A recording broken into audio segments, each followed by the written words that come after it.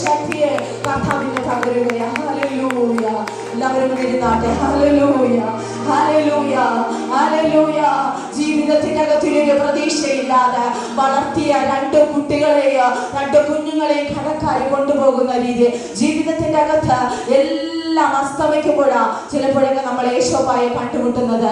ജീവിതത്തിൽ ഇനി ആരെ സഹായിക്കാതെ ഇല്ലാതെയാകുമ്പോഴാ കർത്താവ് നമ്മുടെ ലൈഫിന്റെ അകത്ത് ഇറങ്ങി വരുന്നത്. അതുകൊണ്ട് അഭിഷിക്തൻ എഴുതി വെച്ചത്, കഷ്ടത വന്നത് എനിക്ക് ഗുണമായി, അങ്ങയുടെ ചട്ടങ്ങൾ പഠിക്കാൻ എനിക്ക് പറ്റി. കുഞ്ഞെ, കണ്ണുനീര് വന്നത് നല്ലതായി, കഷ്ടത വന്നത് നല്ലതായി, പ്രയാസം വന്നത് നല്ലതായി. കർത്താവിന് അധികം രുചിച്ചറിയാൻ കഴിഞ്ഞു. മറ്റൊരു സ്നേഹം ശരിയല്ലേ? കഷ്ടത വന്നപ്പോഴല്ലേ അധികം മനസ്സിലാക്കിയത്, വേദന വന്നപ്പോഴല്ലേ നമ്മൾ മാത്രമേ ഉള്ളൂ എന്ന് മനസ്സിലാക്കിയാൽ ശരിയല്ലേ? ജീവിതത്തിനകത്ത് പ്രതികൂലങ്ങളും പ്രതിസന്ധികളും വന്നു പോയപ്പോ കൂടെ ഉണ്ടായിരുന്ന രക്തബന്ധങ്ങളെല്ലാം വിട്ടിട്ട് പോയി. അപ്പോഴും ഉണ്ടായിരുന്നു കരയല്ലേ എന്ന് പറഞ്ഞു. രാത്രി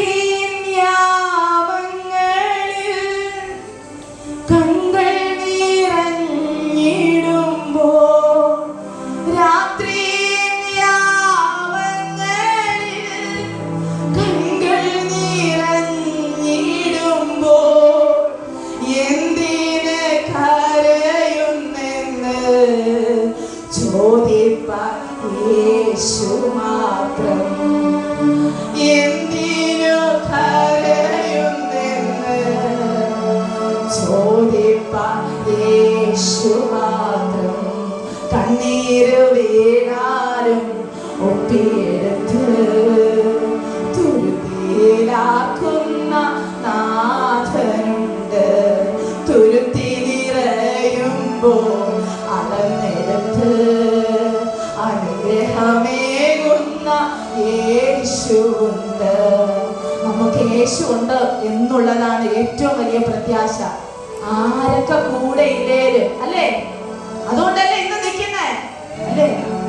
കൂട്ടുകാര് വിട്ടുപോകും കേട്ടോ, നാട്ടുകാര് വിട്ടുപോകും, രക്തബന്ധങ്ങൾ വിട്ടുപോകും. വിട്ടുപോകാത്തൊരു സ്നേഹിതരെ ഞാൻ നിങ്ങൾക്ക് പരിചയപ്പെടുത്തി തരാം. അത് നാം സേവിക്കുന്ന സർവശക്തനായ യേശുവാണ്.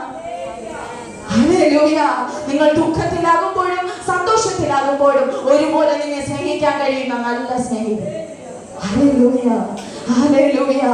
യോസേഫ് ഒരു ദർശനം കണ്ടു കേട്ടോ. യോസേഫ് ഒരു സ്വപ്നം കണ്ടു. സിസ്റ്ററെ, നിങ്ങളൊരു സ്വപ്നം കണ്ടത് കൊണ്ട് നിങ്ങളുടെ സഹോദരങ്ങളെല്ലാം കൂടി നിന്നെ എടുത്ത് എവിടെ ഇട്ടു? പൊട്ടക്കുഴിയിൽ ഇട്ടു. ഒരു ദൂത് ഞാൻ പറയാ, ആരെങ്കിലും നിന്നെ പൊട്ടക്കുഴി ഇടുന്നുണ്ടെങ്കിൽ നിന്റെ ദർശനം വെളിപ്പെടാതിരിക്കാനാ. ആരെങ്കിലും നിനക്ക് കല്ലെറിയുന്നുണ്ടെങ്കിൽ, ആരെങ്കിലും നിന്നെ നിന്ദിക്കുന്നുണ്ടെങ്കിൽ, ആരെങ്കിലും നിന്നെ പരിഹസിക്കുന്നുണ്ടെങ്കിൽ, ആരെങ്കിലും നിന്നെ ഒറ്റപ്പെടുത്തുന്നുണ്ടെങ്കിൽ നീ ആ ദർശനത്തിലേക്ക് കയറാതിരിക്കാനാ. Hallelujah, hallelujah. നിനക്കൊരു ദർശനമുണ്ടെന്ന് പിശാചിനും അറിയാം, ദൈവത്തിനും അറിയാം. പിശാച് ചിലരെ ഉപയോഗിച്ച് നിനക്കെതിരെ പറയിപ്പിക്കും, നിന്ദിപ്പിക്കും. അപ്പൊ നിങ്ങൾ ഓട്ടോമാറ്റിക്കലി എന്ത് ചെയ്യും? കരയും. അത് തന്നെയാണ് പിശാചിന് വേണ്ടത്. അവൻ ജയിച്ചു, ഞാൻ ജയിച്ചേ, അവൻ ആലാലെ കൂവിക്കൊണ്ട് ചിരിച്ചുകൊണ്ട് മാറിയും.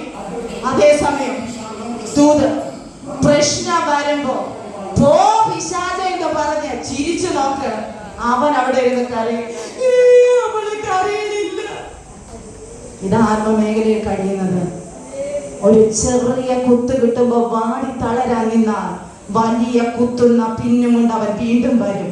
ചെറിയ കുത്ത് കിട്ടിയാലും വലിയ കുത്ത് കിട്ടിയാലും അപ്പന്റെ സാന്നിധ്യത്തെ വിട്ട് പിരിയാതെ നിൽക്കുന്ന അമ്മമാർ എഴുന്നേൽക്കട്ടെ, അപ്പന്മാർ എഴുന്നേൽക്കട്ടെ, സഹോദരങ്ങൾ എഴുന്നേൽക്കട്ടെ. നാഥന് നല്ല പേര് കൊടുത്ത നാടല്ല ഇത്, നാഥന് മുൻകൂടി കൊടുത്ത നാടാണിത്. നിനക്കും അതിനേക്കാൾ വലുതൊന്നും നീ പ്രതീക്ഷിക്കണ്ട. അതിനേക്കാൾ വലുത് എന്തെങ്കിലും കിട്ടുന്നുണ്ടെങ്കിൽ അത് എന്റെ അപ്പയുടെ ബോണസ് മാത്രമാണ്.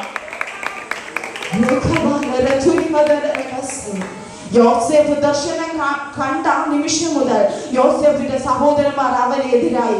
അവനെ എങ്ങനെയെങ്കിലും നശിപ്പിക്കാൻ വേണ്ടിയിട്ട് ആ പൊട്ടക്കുഴിയിട്ട്. പ്രിയ ദൈവവൈദ്യരെ, നിന്റെ തലമുറയെ പൊട്ടക്കുഴിയിലിട്ടാലും വാഗ്ദത്തത്തെ നശിപ്പിക്കാൻ പറ്റുകയില്ല. വാഗ്ദത്തം എന്ന ദൈവമാണ്. മനസ്സിലാകുന്നുണ്ടോ? അവർക്ക് പൊട്ടക്കുഴിയിൽ ഇടാനേ പറ്റത്തുള്ളൂ.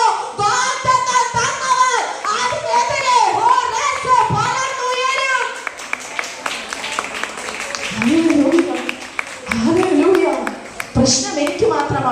അല്ല, നിങ്ങളെക്കാൾ ഏറെ പ്രശ്നം എനിക്കുണ്ട്. അങ്ങനെയാണോ സിസ്റ്റർ? അപ്പൊ നിങ്ങൾക്കൊരു സമാധാനമായില്ലേ? ചിരിച്ചു, എല്ലാവരും ചിരിച്ചു. എനിക്ക് പ്രശ്നമുണ്ടെന്ന് കേട്ടോ. മനുഷ്യൻ.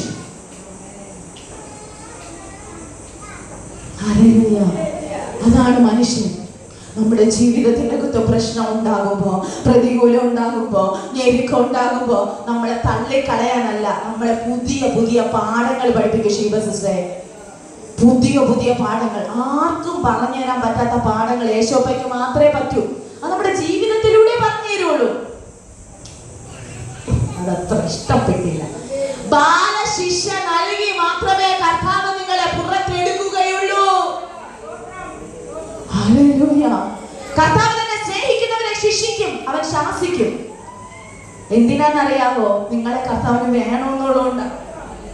നിങ്ങൾ കരയുന്നത് കണ്ട് സന്തോഷിക്കുന്ന ഒരു ദൈവമല്ല ഞാൻ നിങ്ങളോട് വിളിച്ചു പറയുന്നത്. നിങ്ങൾ കരയുമ്പോ ഒരപ്പനെ പോലെ അടുത്തു വന്ന് ആ സ്നേഹത്തെ നിന്റെ മേൽ പകരുന്ന അരുമനാഥനായ പിതാവ്. ഹല്ലേലൂയ. യോസേഫ് പൊട്ടക്കുഴിയിൽ കിടന്നപ്പോ യോസേഫ് മുകളിലോട്ട് നോക്കിയപ്പോ സഹോദരന്മാർ ചിരിക്കുക. എടാ യോസേഫേ, നിന്റെ സ്വപ്നം ഇനി ഒരിക്കലും വെളിപ്പെട്ട് വരത്തില്ല, നിന്നെ ഞങ്ങൾ ദൂരദേശത്തേക്ക് അയക്കുകയാ. സഹോദരങ്ങൾ യോസേഫിനെ നോക്കി പറഞ്ഞതാ. അപ്പൊ സ്വർഗം നോക്കി ചിരിക്കുക, സ്വർഗത്തിലിരിക്കുന്നവർ ചിരിക്കുക. ഇവർ അവനോട് കാണിച്ചോട്ടെ. എല്ലാ യോസേഫ് പഠിക്കണം. പഠിച്ചിട്ട് രാജസനെ ചെന്ന് നിൽക്കുന്നതാ നല്ലത്.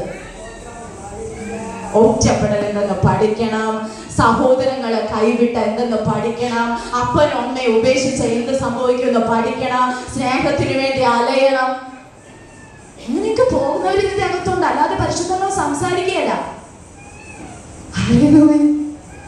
ഇതൊക്കെ പഠിച്ച് പഠിച്ച് പഠിച്ചിട്ടാണ് അവന് പോത്തിഫറിന്റെ ഭവനത്തിന്റെ അകത്ത് അപമാനം വരുന്നത്. ചെയ്യാത്ത തെറ്റിന് അപമാനം ഏൽക്കുന്ന ആരെങ്കിലും ഇതിന്റെ അകത്തുണ്ടോ? നിന്ന് അനുഭവിക്കുന്ന ആരെങ്കിലും ഉണ്ടോ? ദൂത് നിന്നെ പിടിച്ച് ജയിലിൽ ഇട്ടാലും ജയിലിന്റെ അകത്ത് നീ ഒരു അത്ഭുതമാകും. നീ എവിടെ കൊണ്ടിട്ടാലും പൊട്ടക്കുഴിയിൽ നീ ഒരു അത്ഭുതമാകും. നീ പോത്തിഫറിന്റെ ഭവനത്തിൽ ഒരു അത്ഭുതമാകും. നീ കാരാഗൃഹത്തിന്റെ അകത്ത് ഒരു അത്ഭുതമാകും. വചനം വായിച്ചാൽ നമുക്ക് മനസ്സിലാകും. കാരാഗൃഹത്തിന്റെ അകത്ത് ഒരു പ്രമാണിയെ പോലെയാ യോസേഫ് ഇരുന്നത്. വാഗ്ദത്തമുള്ളവൻ ജയിലിന്റെ അകത്തെ ആയാൽ എന്ത്? നിന്റെ പേരുള്ള അഭിഷേകം നിന്നെ പുറത്തു കൊണ്ടുവരും. നിന്റെ പേരുള്ള അഭിഷേകം, നിന്റെ പേരുള്ള വിളി, അത് ആർക്കും ഇല്ലാത്തതാണ്. അത് സ്പെഷ്യൽ അനോയിന്റിംഗ് ആണ്. അത് നിനക്ക് മാത്രമുള്ളതാണ്. ഹല്ലേലൂയ. രാജാവിന്റെ പദവിയിൽ എത്തണമെങ്കിൽ കാരാഗൃഹത്തിലൂടെ പോകണം. ഹല്ലേലൂയ. എല്ലാവരും കൂടി ചിലപ്പോൾ നിന്നെ ഒറ്റപ്പെടുത്ത്, എല്ലാവരും ചിലപ്പോൾ നിന്നെ തടവറയിലാക്ക്, നിന്നെ കാരാഗൃഹത്തിൽ കൊണ്ടിട്ട് അടിമ വേലയൊക്കെ ചെയ്യിച്ചെന്ന് വരാം. പക്ഷെ ഞാനൊരു കാര്യം പറയാ, അടിമ വേല ചെയ്യിക്കുന്നത് എന്റെ അപ്പ കാണുന്നുണ്ട്. ഹല്ലേലൂയ. നീ വാഴവര തിന്നാൻ വേണ്ടി കഷ്ടപ്പെടുന്നത് വർഗീസ് ബ്രദറെ ദൈവം കാണുന്നുണ്ട്. നിങ്ങളുടെ സഹോദരങ്ങളത് കാണുന്നില്ല, നിങ്ങളുടെ കൂട്ടുകാരത് കാണുന്നില്ല, നിങ്ങളുടെ നാട്ടുകാരത് കാണുന്നില്ല. നിങ്ങൾ കഷ്ടപ്പെടുന്നത് കാണുന്ന ഒരു ദൈവമുണ്ട്. ഹല്ലേലൂയ. എല്ലാവരും വിചാരിക്കും നമ്മളെല്ലാരും, നമ്മുടെ എല്ലാവരും മുഖം കണ്ട ആർക്കെങ്കിലും വിഷമമുണ്ടെന്ന് തോന്നുന്നു. രാവിലെ എഴുന്നേറ്റപ്പോൾ തന്നെ മേക്കപ്പ് ഒക്കെ ഇട്ട് എത്രമാത്രം പുട്ടിയിടാൻ പറ്റും അത്രമാത്രം പുട്ടിയിട്ട്, പക്ഷെ ദൈവവചനം അങ്ങോട്ട് കയറി ചെല്ലുമ്പോ കരഞ്ഞ് കലങ്ങിയ കണ്ണുകൾ കാണാൻ പറ്റും. ഇവിടെ ഇരിക്കുന്നവർക്ക് കാണാൻ പറ്റും, നിങ്ങൾക്ക് കാണാൻ പറ്റിയല്ല, ഞങ്ങൾക്ക് കാണാൻ പറ്റും. പൗരൊക്കെ ഒലിച്ചു പോയി അവർ ദൈവ സാന്നിധ്യത്തിൽ അറിയുന്നത് എനിക്ക് കാണാൻ കഴിയും. ഞാനൊരു എന്തുകൊണ്ടെന്നറിയാമോ? ദൈവ സാന്നിധ്യത്തിന്റെ മുമ്പിൽ ഒരു വ്യക്തി ഇരുന്നാൽ അവൻ ആള് മാറും, അവന്റെ രീതി മാറും, അവന്റെ ചിന്തകൾ മാറും. അവൻ ഈ വചനം പറയുന്നത് പോലെയാകും. ഈ വചനം എന്ത് സംസാരിക്കുന്നു അതുപോലെയാകും. ആരെ അവനെ ഉപദേശിക്കാൻ ആവശ്യമില്ല. കാരണം അവന്റെ അകത്തിരിക്കുന്ന പരിശുദ്ധാത്മാവ് അവനെ പാപത്തിൽ നിന്ന് പുറത്തു കൊണ്ടുവരും, ശാപത്തിൽ നിന്ന് പുറത്തു കൊണ്ടുവരും, ദണ്ഡനകളിന്റെ അകത്തു നിന്ന് പുറത്തു കൊണ്ടുവരും. Hallelujah, hallelujah. എൻ്റെ അപ്പ നമുക്ക് വേണ്ടി ഒരു സ്വർഗ്ഗം ഒരുക്കി കഴിഞ്ഞിരിക്കുക. ആ സ്വർഗ്ഗരാജ്യത്തിൽ എത്താൻ ആഗ്രഹമുള്ള ദൈവവൈദ്യനെ നിങ്ങളോട് പരിശുദ്ധാത്മാവ് പറയുന്ന ഒരു കാര്യമുണ്ട്. വിശുദ്ധിക്കും വേർപാടിന് ഒന്നാം സ്ഥാനം കൊടുത്ത് കറ ചുളുക്കാൻ പറ്റാത്ത കുഞ്ഞാത്തിന്റെ കാന്തയായി തന്നെ ഒരുക്കാൻ കഴിയാൻ നിങ്ങൾ തയ്യാറാണെങ്കിൽ ഈശ്വരക്ക് ആഘോഷിക്കാൻ പോവുകയാണല്ലേ. യേശു കർത്താവ് ഉയർത്തെഴുന്നേറ്റേ എന്ന് പറഞ്ഞ് നമ്മൾ ആഘോഷിക്കാൻ തുടങ്ങുക. ആ ഉയർത്തെഴുന്നേറ്റ യേശുവിനോടൊപ്പം സദാകാലവും ജീവിക്കണമെങ്കിൽ അവനെ പോലെ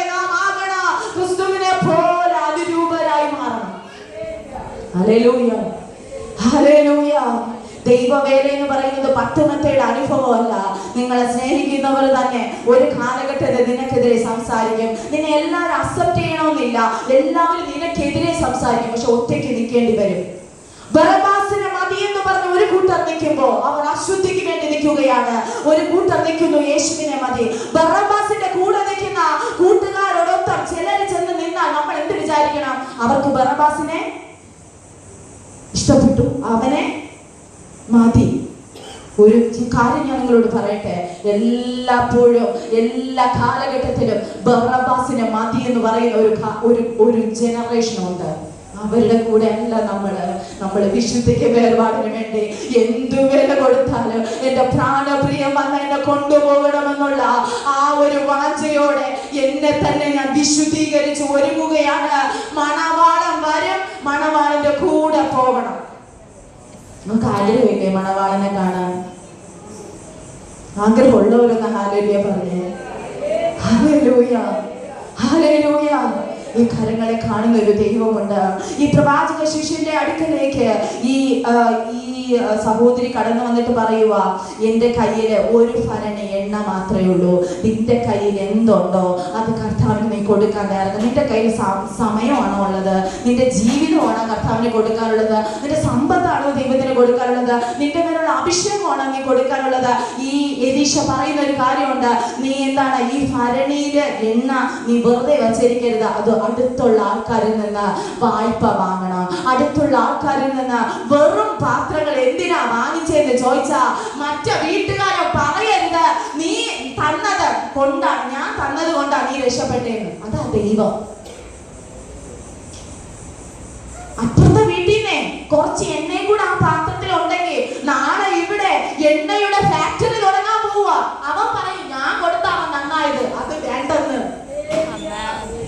അത് വേണ്ടെന്ന്. ദൈവത്തിന് നിന്നെ രക്ഷിക്കണമെങ്കിൽ ആരുടെ കൊണ്ട് വേണ്ട.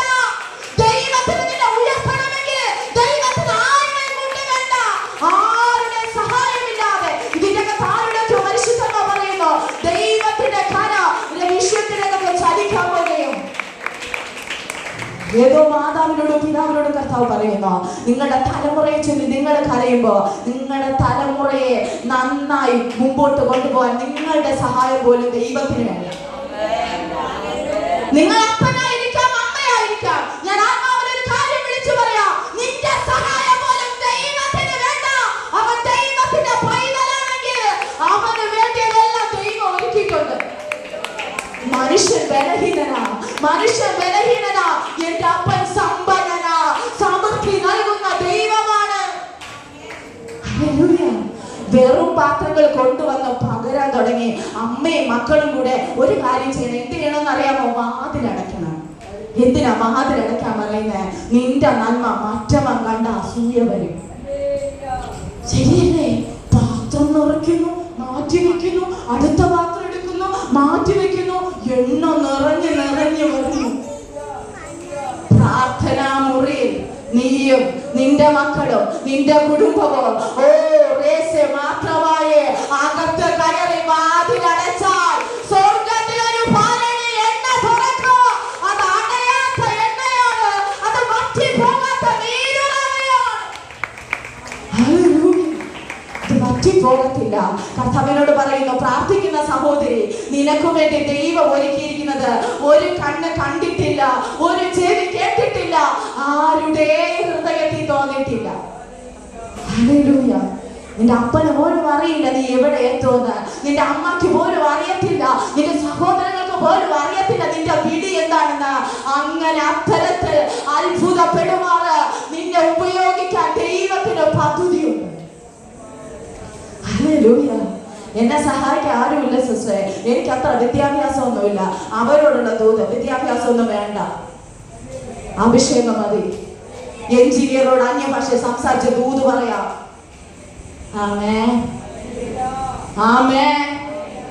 ഒരിക്കലും ഒരു സായിപ്പ് ഇതുപോലുള്ള ഒരു കോൺഫറൻസ് ഹാളിൽ മെസ്സേജ് പറഞ്ഞുകൊണ്ടിരുന്നപ്പോ ഇതുപോലെ ഇരിക്കുന്ന ഒരു അമ്മ അവിടെ നിന്ന് അന്യഭാഷ പറയാൻ തുടങ്ങി. ഭയങ്കരമായിട്ട് അന്യഭാഷ പറഞ്ഞു. ഇത് കേൾക്കെ സായിപ്പ് മുട്ടുമടക്കി ഹല്ലേലൂയ ഹല്ലേലൂയ പറയാ. ഈ സീനിയർ പാസ്റ്റർ ഒന്ന് തട്ടുക, പാസ്റ്റർ നിങ്ങളാണ് പ്രസംഗിക്കേണ്ടത്. ഈ പാസ്റ്റർ ഇങ്ങനെ ഹല്ലേലൂയ പറഞ്ഞ് കണ്ണുനീര് വരുന്നു. ഈ അമ്മാമ്മ പറയുന്നത് ഒന്നാമത്തെ ഇംഗ്ലീഷാണ്. എല്ലാരും ശ്രദ്ധിക്കാൻ തുടങ്ങി. പരിശുദ്ധാത്മാവ് ആ സഹോദരിയുടെ മേൽ വെളിപ്പെട്ട് വന്ന് ഈ പാസ്റ്ററിന്റെ കുറവ് പറയുകയായിരുന്നു. ആ അമ്മാമ്മയ്ക്ക് അത്ര വിദ്യാഭ്യാസമൊന്നുമില്ല. അന്ന് ആ സഭയിലുള്ളവരെല്ലാം കർത്താവിനെ സ്തുതിക്കാൻ തുടങ്ങി. ആരുടെ മേലെ എപ്പോൾ ദൈവാത്മാവ് വെളിപ്പെടുമെന്ന് അറിയാൻ കഴിയയില്ല. അന്ത്യകാലത്ത് ഞാൻ സകല ജനത്തിന് മേൽ, ഈ കുഞ്ഞുങ്ങളുടെ മേലൊക്കെ ദൈവ സാന്നിധ്യം, ദൈവ പകരം എന്റെ പുത്രന്മാരും പുത്രിമാരും പ്രവചിക്കുക, എന്റെ വൃദ്ധന്മാർ സ്വപ്നങ്ങളെ കാണാ, യൗവനക്കാർ ദർശനങ്ങൾ ദർശിക്കും. Hallelujah hallelujah. ആ സായിപ്പ് അന്ന് കരഞ്ഞു പറയാൻ തുടങ്ങി, ഞാൻ ഇതുവരെ മനസ്സിലാക്കാത്ത കാര്യങ്ങളാണ് ഈ അമ്മാമ എനിക്ക് പറഞ്ഞു തന്നതെന്ന്. കീഴ്പ്പെടാൻ മനസ്സുണ്ടോ? ദൈവത്തിന്റെ സന്നിധിയിൽ ഒന്ന് ഏൽപ്പിച്ചു കൊടുക്കാൻ മനസ്സുണ്ടോ? എന്റെ അപ്പൻ മതി, എനിക്ക് സമൃദ്ധിയും കൊണ്ട് പോകാൻ കഴിയും. Hallelujah hallelujah. ഒന്ന് വായിച്ച 4-ാം അധ്യായം 6-ാം വാക്യം. പാത്രങ്ങൾ നിറഞ്ഞ ശേഷം അവൾ തന്റെ മകനോട് ഇനി ഈ പാത്രം കൊണ്ടുവരിക എന്ന് പറഞ്ഞു. അവൻ അവളോട് പാത്രം ഒന്നുമില്ല എന്ന് പറഞ്ഞു. അപ്പോൾ എണ്ണ നിന്നുപോയി. എപ്പോ പ്രാർത്ഥന നിർത്തോ അപ്പൊ അവിടെ എണ്ണ സ്റ്റോപ്പ്. ദൂത് പ്രാർത്ഥന നിർത്തരുത്, ആരാധന നിർത്തരുത്, കയ്യടി നിർത്തരുത്, വിശുദ്ധ ജീവിതം നിർത്തരുത്. എപ്പോ നിർത്തുന്നോ അതാണ് ഞാനൊരു കാര്യം പറയാം, അവിടെ സ്റ്റോപ്പ് ആവും. അവിടെ വന്നുകൊണ്ടിരിക്കണോ അത് സ്റ്റോപ്പ് ആകണോ? യെസ്, നീ നിർത്തരുത്, പ്രാർത്ഥന നിർത്തരുത്. നീയും നിന്റെ കുടുംബവും അറയിൽ കടന്ന് കർത്താവിന്റെ സന്നിധിയില്ല നിന്റെ സങ്കട യാചന പകരാൻ തുടങ്ങണം. സ്വർഗം നിന്റെ മേൽ തുറക്ക, അവൻ നിനക്ക് വേണ്ടി ഉത്തരമല്ല. ആര് നിന്നെ മനസ്സിലാക്കിയില്ലേലോ, ആര് നിനക്കെതിരെ സംസാരിച്ചാലോ നിനക്ക് പറയാൻ ഒരു ഇടമുണ്ട്. സ്വർഗത്തെ നോക്കി, അപ്പാ അങ്ങേക്കും സ്വർഗത്തിന് വിരോധമായി പാപം ചെയ്തിരിക്കുന്നു. ഇനി നിന്റെ മകൻ എന്ന പേരിന് ഞാൻ യോഗ്യനല്ല. ഇന്ന് നിശബ്ദമായ ദിവസമെന്നാണ് നാം എല്ലാവരും പറയുന്നത്. ക്രൂശിൽ എന്ത് സംഭവിച്ചെന്ന് നമുക്കറിയില്ല. ഈസ്റ്റർ നാം നാളെ ആഘോഷിക്കുമ്പോൾ ഒരു കാര്യം ഞാൻ ദൈവത്തിന്റെ ആത്മാവ് ഞങ്ങളോട് വിളിച്ചു പറയാം, കർത്താവിനെ ക്രൂശിക്കുന്നവരായിട്ടല്ല, കർത്താവിനെ സന്തോഷിപ്പിക്കുന്നവരായി തീരണം. ആ ക്രൂശിക്കുന്ന ബറബ്ബാസിന്റെ കൂടെയല്ല, യേശുവിന്റെ കൂടെ നിന്ന് ജയഘോഷം മുഴക്കാം. ഹല്ലേലൂയ. യേശുവിനെ ഹോശന്ന പാടിയവരാണ് ഇവരെ ക്രൂശിക്ക എന്ന് നിലവിളിച്ചത്. യേശുവിന് പാ വിരിച്ചു കൊടുത്തവർ, വസ്ത്രം വിരിച്ചു കൊടുത്തവരാണ് പറഞ്ഞത് ഇവനെ ക്രൂശിക്കാം. അരുമനാഥന്റെ കാലിൽ ആണി കൊണ്ടടിക്കുമ്പോൾ, കൈകളിൽ ആണി തുളച്ചു കയറുമ്പോൾ അവർ അവിടെ നിന്ന് നോക്കുകയാണ്, ഇവനെ ഞങ്ങൾക്ക് വേണ്ട. ഏറ്റവും വലിയ വേദന ശരീരത്തിലുണ്ടാകുന്ന വേദനയല്ല ദൈവമക്കളെ, ഹൃദയത്തിൽ ഉണ്ടാകുന്ന വേദന. അത് പൊറുപ്പിക്കാൻ ഇച്ചിരി പാട്. അവനെ അടിക്കാത്ത എന്തെല്ലാം സഹിക്കുമായിരുന്നു അല്ലേ? ജീവിതത്തിന്റെ വാക്കുകൾ അവരുടെ ഹൃദയത്തെ ഏറ്റവും അധികം വേദനിപ്പിക്കുന്നത്. വാഴ കുത്തുന്നത് പോലെ സംസാരിക്കുന്ന സംസാരം. ഒരു പക്ഷത്ത് നിന്ന് അവൻ വെള്ളം ചോദിക്കുമ്പോ നിനക്ക് ഇതാണ് വേണ്ടത്. അവന്റെ വിലാപ്പുറത്ത് കുത്തി മരിച്ചോ എന്നറിയാം. നീ ഇറങ്ങി വാ, നീ പ്രവാചകൻ എന്നല്ലേ അവൻ പറഞ്ഞത്. നീ ഇറങ്ങി വാ, നീ ഇറങ്ങി വന്നിട്ട് പറഞ്ഞു യേശുവാണെന്ന്. രോമം കത്തിരിക്കുന്നവന്റെ മുമ്പിൽ കുഞ്ഞാടിനെ പോലെ ആരും വരാതെ നിന്നു. ആർക്കു വേണ്ടി? നിനക്കു വേണ്ടി, എനിക്ക് വേണ്ടി. ക്രൂശിതനായി തീരുമ്പോൾ അവന്റെ ഹൃദയത്തിന്റെ അകത്ത് നിങ്ങൾ ഓരോരുത്തരും ഉണ്ടായിരുന്നു. നിങ്ങൾ ചെയ്ത പാപത്തിന്റെ പരിഹാരമായി അരുമനാഥൻ ഗോൽഗോഥ മലമുകളിൽ യാഗമായി തീർന്നു. ഇനിയും പാപത്തിന്റെ പുറകെ പോകല്ലേ, ഇനിയും ലോകത്തിന്റെ പുറകെ പോകരുത്. എന്റെ അരുമനാഥനെ ക്രൂശിക്കരുത്. കേവലം പെസഹ വേണം, ദുഃഖം വേണ്ടി ഈസ്റ്റർ ആഘോഷിക്കാനല്ല, നമ്മുടെ ജീവിതത്തിലാണ് യേശോപ്പായെ പകർത്താനുള്ളത്. പെസഹവേളയിൽ ഉപവാസം എടുക്കണമെന്ന് ഞാൻ പറയില്ല. ദുഃഖവേളയിൽ ഉപവാസം എടുക്കണമെന്ന് ഞാൻ പറയുകയില്ല. യേശുവിനെ അടക്കം ചെയ്ത് ഉയർത്തെഴുന്നേൽപ്പിക്കുന്നതല്ല നമ്മൾ ആചരിക്കുന്നത്. അവന്റെ ജീവിതം അനുകരിക്കുകയാ. അവന്റെ ജീവിതം അനുകരിക്കുകയാ. കേവലം നോമ്പിനും ഉപവാസത്തിന്റെ മുമ്പ് അതിയാണോ പറയാനുള്ളതല്ല. ഈ ദിവസങ്ങൾ നിന്റെ ജീവിതം കർത്താവിന് വേണ്ടി സമർപ്പിക്കാനുള്ളതാണ്. അരുമനാഥം വരും. ദേവേശ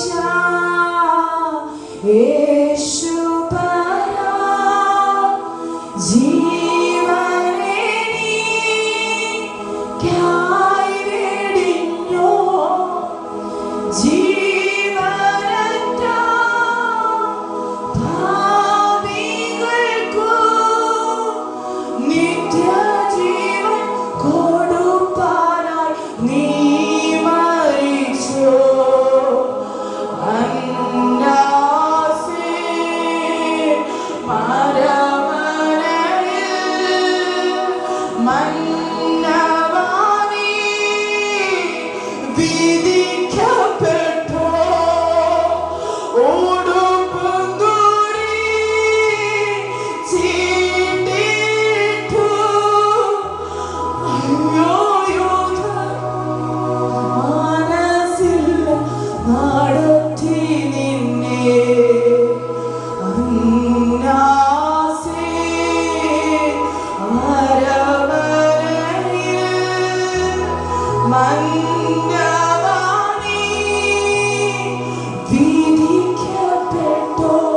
മുൾക്കിരീടം തന്റെ തലയിൽ വയ്ക്കുമ്പോ വേദശാസ്ത്രം പറയുന്നത് ഈ മുൾക്കിരീട കണ്ണുകളിലൂടെ പുറത്തേക്ക് തള്ളിയെന്ന. അവന്റെ കണ്ണുകൾ വിരൂപമായെന്ന. കണ്ടാലും ആളറിയാതെ വന്ന് യേശുവിന്റെ മുഖം വികൃതമായി. പിതാവായ ദൈവം യേശുവിനെ നോക്കാതെ തിരിഞ്ഞു കളഞ്ഞു. മാനവരാശിയുടെ പാപത്തിന്റെ പരിഹാരമായി യേശു മാറിയപ്പോ അവന്റെ മുഖം വികൃതമായി. കണ്ടാലും ആളറിയാത്തവനായി, ആർക്കും വേണ്ടാത്തവനായി, സഹോദരങ്ങളില്ലാത്തവനായി. അവന്റെ കൂടെ നിൽക്കുമെന്ന് പറഞ്ഞ ശിഷ്യന്മാർ യേശുവിനെ വേണ്ട, ഇവനെ എനിക്കറിയില്ല എന്തു പറഞ്ഞോടി. ഈ ദിവസമായിന്ന്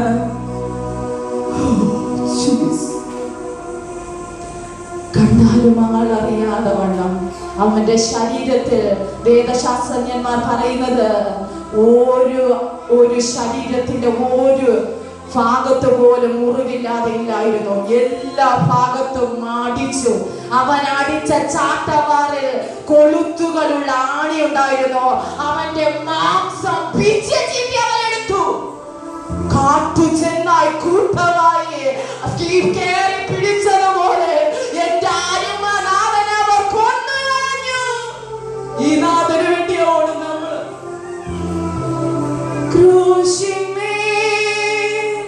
ക്രൂശിന്മേൽ കാണുന്ന താരിനാ പ്രാണനാഥൻ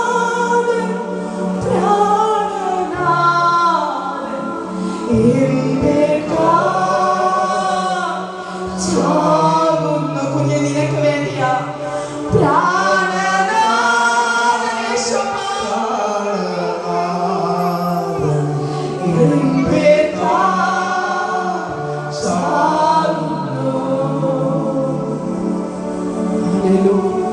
പരിശുദ്ധാത്മാവേ, അങ്ങ് സംസാരിച്ച കാര്യങ്ങളെല്ലാം വ്യക്തമായി വ്യക്തിപരമായി ഒക്കെ സംസാരിച്ചു. ഇന്നത്തെ ദൂത പ്രിയമക്കൾക്ക് അനുഗ്രഹമായി ഞാൻ ആത്മാവിൽ വിശ്വസിക്കുന്നു. കർത്താവെ, ഇന്ന് രോഗികളായ ആരെങ്കിലും ഭാരപ്പെടുന്നുണ്ടെങ്കിൽ യേശുപ്പ ആ ക്രൂശിൽ അങ്ങ് വഹിച്ച ആ ത്യാഗം, യേശുവിന്റെ രക്തം സകല രോഗങ്ങളെയും നീക്കി സൗഖ്യമാക്കുന്ന രക്തമാണ്. അങ്ങയുടെ അടിപ്പിണരാനുള്ള സൗഖ്യം ഈ ജനത്തിന്റെ മേൽ കൈമാറാനടി ഞാൻ പ്രാർത്ഥിക്കുന്നു. ഈ ജനം ഭവനത്തിലിരിക്കാതെ എന്റെ അപ്പന്റെ പാദപീഠത്തിലേക്ക് വന്ന ഓരോ മക്കളെയും രോഗസൗഖ്യത്തിൽ അങ്ങ് നാഥാ വഴി നടത്തണം. അങ്ങയുടെ കൃപ പകരണമേ എന്ന് പ്രാർത്ഥിക്കുന്നു. അപ്പ കേവലം ഈ ദിനങ്ങൾ കർത്താവ് ധ്യാനിക്കുക മാത്രമല്ല, ഞങ്ങളുടെ ജീവിതം കൊണ്ട് കർത്താവിനെ ഫോളോ ചെയ്യുന്നവരായി ഞങ്ങൾ മാറട്ടെ. അപ്പന്റെ ഇഷ്ടം ചെയ്യുന്നവരായി ഞങ്ങളെ മാറ്റണമേ എന്ന് പ്രാർത്ഥിക്കുന്നു. കർത്താവിന്റെ കൃപ പകരണം. എല്ലാ മാനവും മഹത്വം കർത്താവിന് യേശുവിൻ നാമത്തിൽ തന്നെ. ആമേൻ.